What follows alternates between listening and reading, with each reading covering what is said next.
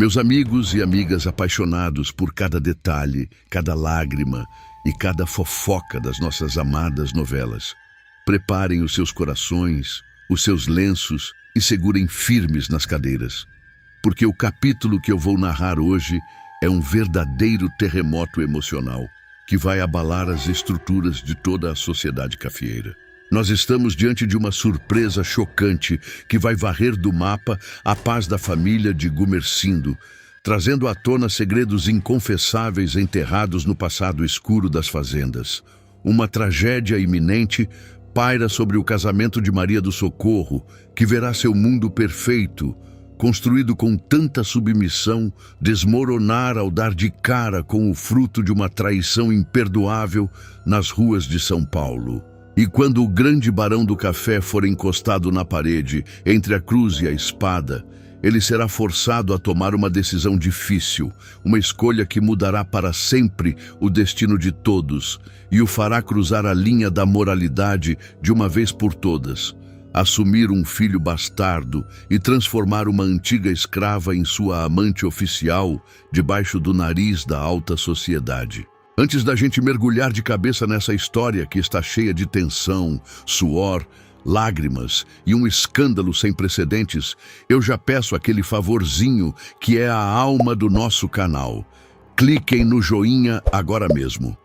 É o seu like que me dá toda a energia para continuar destrinchando esses roteiros gigantescos e cheios de emoção para vocês. Se inscrevam, ativem o sininho e venham comigo, porque a poeira vai subir. A nossa narrativa começa sob o sol forte e a poeira das movimentadas ruas de São Paulo, num dia que parecia comum, mas que carregava o peso do destino. O barulho das carroças, os gritos dos mascates e o cheiro de fumaça tomavam conta do ar. Maria do Socorro, sempre com sua postura altiva de matriarca, suas roupas de seda pesada e o olhar de quem manda e desmanda, caminhava ao lado de Mariana, sua governanta e confidente. O calor era sufocante, mas nada poderia preparar a senhora para o frio gélido que estava prestes a paralisar o seu coração. De repente, os olhos da esposa de Gumersindo cruzam com uma figura muito conhecida. Era Ticio, o pequeno filho de Damião, antigo morador de sua fazenda, que agora caminhava livremente pela capital. Maria do Socorro, com um sorriso maternal que raramente mostrava em público, acena e grita com a voz carregada de uma saudade genuína. Tizio, vem cá, menino, quanto tempo eu não te vejo? Tizio, com aquele sorriso largo e inocente, cutuca o garoto que estava caminhando ao seu lado e diz todo orgulhoso: Vem, primo, eu conheço muito bem aquela senhora. Imaginem a cena, pessoal. Os dois meninos se aproximam da mulher rica. Tizio, cheio de alegria e sem a menor cerimônia, cumprimenta. Dona Maria do Socorro, como a senhora tá?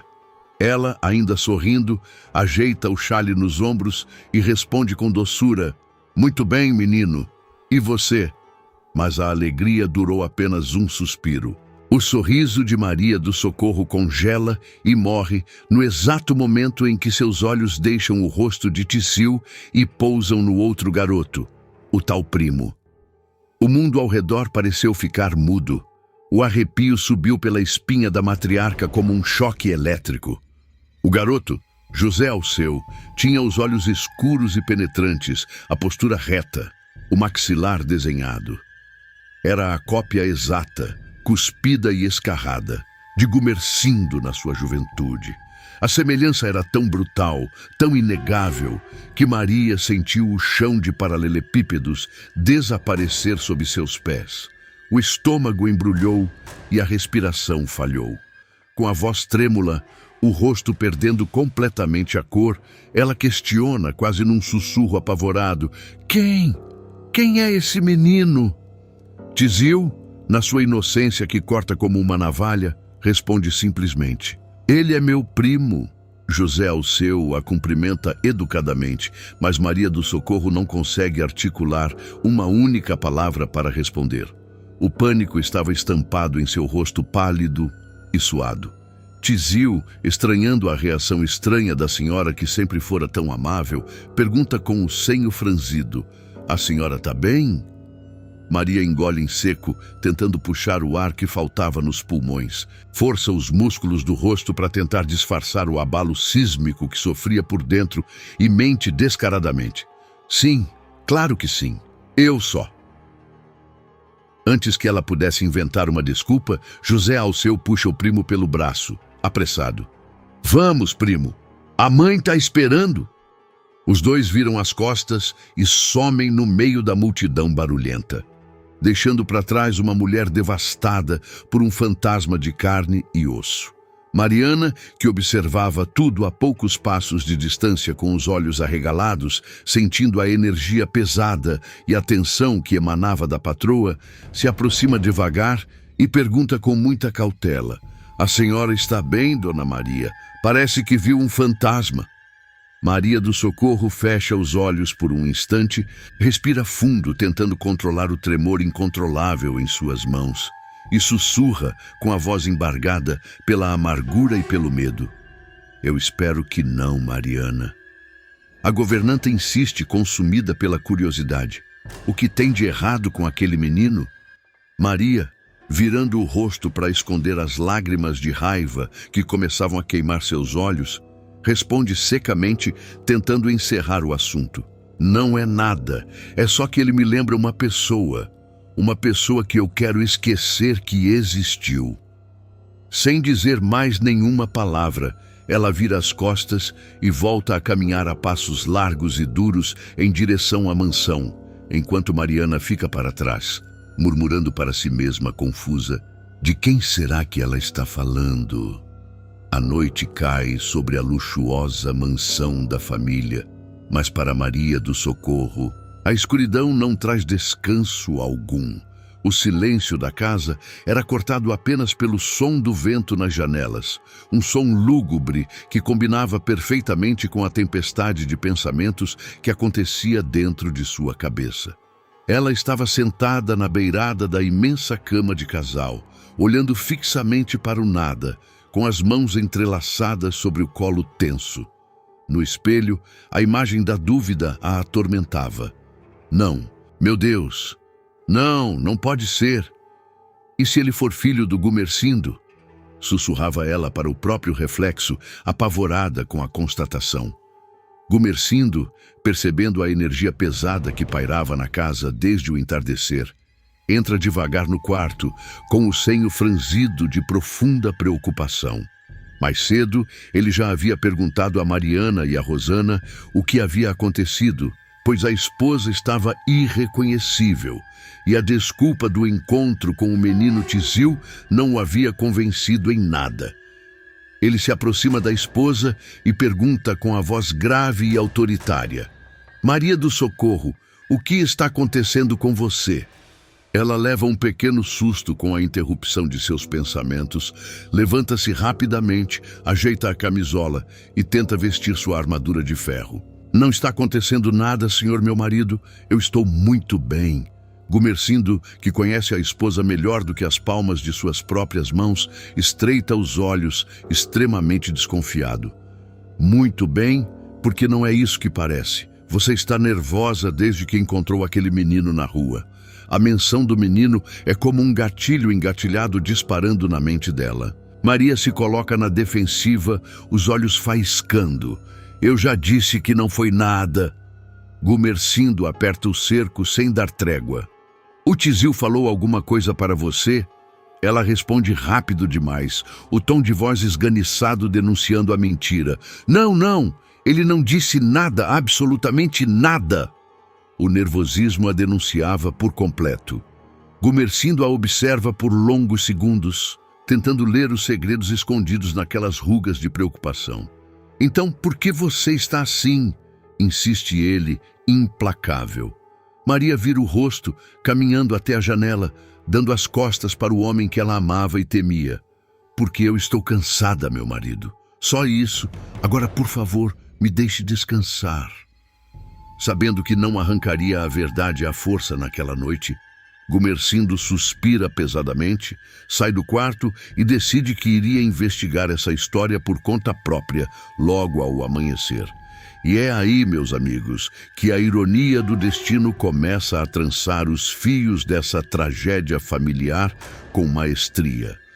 Na manhã seguinte, movido por uma pulga atrás da orelha, Gumersindo decide ir até a mansão de Francesco Magliano. Ele chega impecável e é recebido com a efusividade de sempre pelo banqueiro italiano na imensa sala de estar. Macindo, mas que surpresa! Mas entra, o que o traz aqui? Diz Francesco. Gumersindo, sem nenhum rodeio, vai direto ao ponto que lhe tirava o sono. Senhor Francesco, meu sócio, eu queria perguntar uma coisa. Aquele menino, o Tizio, ele está morando aqui com o Damião, não está? Francesco dá de ombros, achando a pergunta banal. Sim, o menino voltou para cá junto com o pai dele. Gumersindo assente, pensativo. Mas nesse exato milésimo de segundo, a porta se abre. Naná, a nova cozinheira da casa, a antiga escrava da fazenda de Gumersindo, entra carregando uma pesada bandeja de prata com bules e xícaras de café fumegante. Ela entra de cabeça baixa, dizendo, o café, seu Francesco. Mas quando ela levanta o olhar para ver a visita, o tempo para.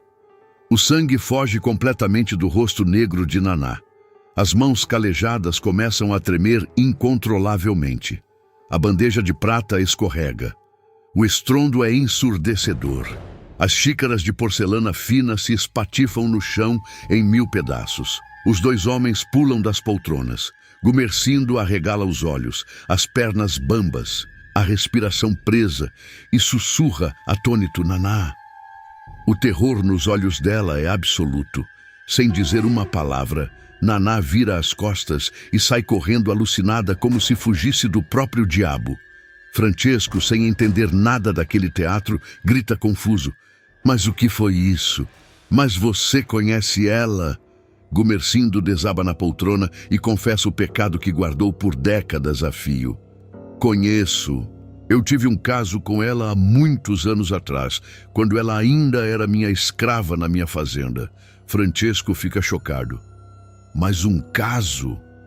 Gumersindo, com a voz arrastada, continua o relato sombrio. Ela me disse que ia me dar um filho homem, um herdeiro, mas quando recebeu a alforria, ela simplesmente desapareceu, sumiu no mundo e não disse mais nada.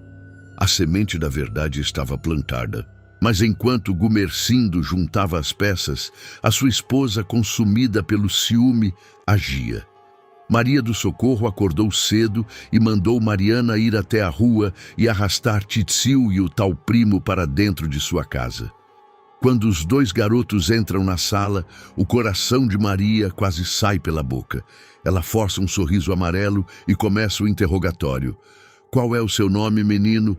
José Alceu, senhora. E você é filho de quem? A voz de Maria treme. Da minha mãe, a Naná. O nome cai como uma bigorna na cabeça da matriarca. Naná, a escrava. E o seu pai? O menino dá de ombros inocente. Ele está morando com a gente. A mentira do garoto não acalma Maria. O rosto do menino era a prova viva. Ela dispensa os meninos e, cega pela raiva, sai de casa como um furacão em direção à casa de Francesco Magliano. Imaginem o calor na cozinha da mansão de Francesco. Naná estava no fogão, chorando de pavor. De repente, a porta da cozinha é escancarada com extrema violência. Maria do Socorro entra, os olhos injetados de ódio. Dona Maria, gagueja Naná encolhida. Maria avança como uma leoa. Quem é o pai do José? Quem é o pai daquele bastardo? Naná treme dos pés à cabeça, tentando a mentira ensaiada. O pai dele era o capataz da sua fazenda. Maria dá um passo à frente, agarrando o braço da antiga escrava com uma força brutal. Não minta para mim. Eu vi o menino. Ele é igual ao Gumersindo. Fala a verdade. As lágrimas escorrem pelo rosto de Naná e a resistência se quebra. Num soluço de desespero, ela grita a verdade. Ele é filho dele, ele é filho do seu Gumersindo. O silêncio que se seguiu foi sepulcral, mas de repente uma voz grossa surge da porta. O que foi que você disse? Gumersindo está parado lá, branco, chocado. Antes que alguém respire, a porta dos fundos se abre e José Alceu entra na cozinha. O menino para. Os olhos do garoto encontram os olhos do velho fazendeiro. Pai e filho se encaram pela primeira vez na vida. Maria do Socorro sente a humilhação sufocá-la. Tomada por uma ira cega, ela se coloca no meio dos dois e grita: "Você vai ter que escolher, senhor meu marido." Ela aponta o dedo trêmulo para o menino e depois para si mesma. Ou esse menino, ou eu. E é agora que a nossa história toma o rumo mais chocante. Gumersindo, o homem tradicional, olha para Maria do Socorro, a esposa de uma vida inteira que só lhe deu filhas mulheres. Depois, ele olha para o menino, o seu tão sonhado filho varão, o seu herdeiro. E por fim olha para Naná. O silêncio é quebrado por Gumersindo, que endireita a postura, bate a bengala no chão e decreta o fim de seu casamento moral. Você quer que eu escolha, Maria? Pois eu já escolhi. Eu passei a vida implorando por um filho homem. Esse menino é meu sangue, é a minha cara. Maria do Socorro recua, ofegante. Você está me trocando por uma escrava e um bastardo? Gumersindo, sem um pingo de remorso, avança. Volte para a nossa casa, Maria do Socorro, se quiser manter o seu luxo. Mas a Naná não serve mais a ninguém. Ele segura a mão de Naná, chocando a todos, e avisa: a partir de hoje, ela é minha responsabilidade. Vou comprar uma casa digna para a mulher que me deu um filho homem. Ela será minha mulher, e eu serei o homem dela à luz do dia. O escândalo estava armado. Maria do Socorro foge aos prantos destruída, e Gumersindo, desafiando a sociedade paulistana, instala Naná num casarão, cobrindo-a de joias e transformando a antiga escrava em sua amante oficial, exibindo o filho bastardo com o orgulho de um rei. E agora eu deixo essa bomba nas mãos de vocês. Meus amigos, parem para pensar e me respondam aqui embaixo. Vocês acham que o Gumersindo agiu certo ao assumir o filho bastardo e fazer de Naná sua amante? Ou ele foi um canalha covarde que humilhou a esposa que esteve ao seu lado a vida toda? Qual atitude vocês tomariam? Deixem as suas respostas nos comentários, eu quero ler todas. Aproveitem para se inscrever no canal, deixar o like e compartilhar o vídeo. Fiquem ligados, porque aqui na tela já está aparecendo o próximo vídeo com a vingança terrível que a Maria do Socorro vai preparar. Cliquem na tela para assistir. Fiquem com Deus e até o próximo vídeo.